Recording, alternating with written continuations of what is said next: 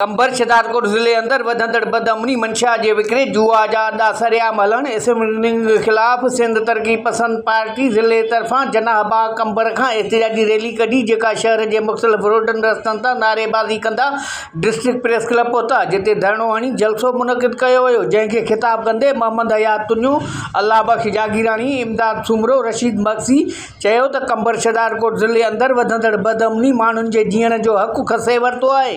हिननि चयो धाड़ा फुरियूं चोरियूं स्टेट क्राइम रोज़ जो मामूल बणिजी चुको है। ज़िले अंदर मंशात ऐं जुआ जा अड्डा सरेआम हली रहा आहिनि, उन्हनि खां को पुछण लाइ तयार न आहे, जॾहिं त नौजवान नसुल मंशा तरफ़ वधी रहियो आहे।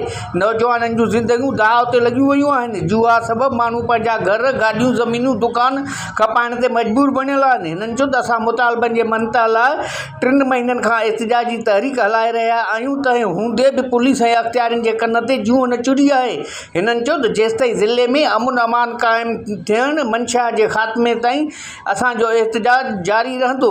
कैमरामैन शोएब अमन सां गॾु मोहम्मद मिठल खोसो, डिस्ट्रिक्ट रिपोर्टर कोशिश डिजिटल, कंबर शहदादकोट।